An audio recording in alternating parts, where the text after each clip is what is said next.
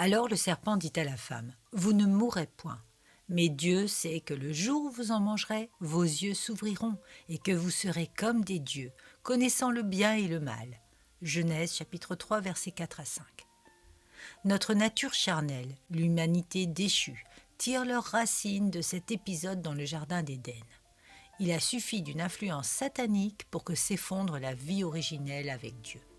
Les conséquences, nous les vivons depuis des milliers d'années et le XXIe siècle ne fait que confirmer combien le malin attise les flammes de l'enfer pour attirer le plus grand nombre dans sa chute programmée.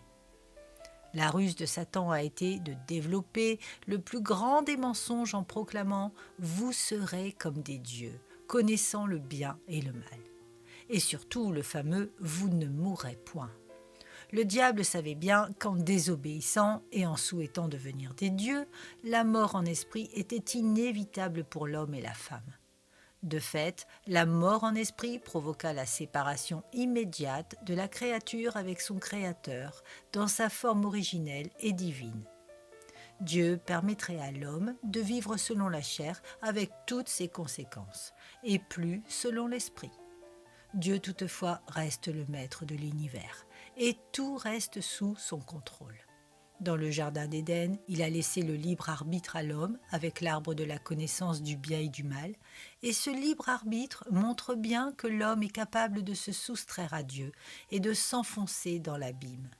Alors seule la souveraineté de Dieu pour convertir avec l'assurance du salut et offrir la nouvelle naissance, suivie de notre absolue obéissance, de notre discipline et de notre renoncement à nous-mêmes, conduit à la sainteté. Dieu est parfait. Alors pourquoi chercher à nous corrompre avec des pensées personnelles dans nos choix de vie ? Recherchons en tout point sa volonté. Nous ne venons pas à Dieu par nos propres forces, c'est lui qui vient à nous en nous ressuscitant en esprit. Jésus le proclame, c'est lui qui nous a choisis, c'est lui qui nous a aimés le premier. Un mort peut-il ressusciter sans le miracle de Dieu ? Jésus à la croix est le Rédempteur envoyé par le Père pour détruire ce que le serpent diabolique a provoqué. Sa résurrection est le fruit d'une vie sans péché et de la volonté de Dieu pour que son peuple soit sauvé.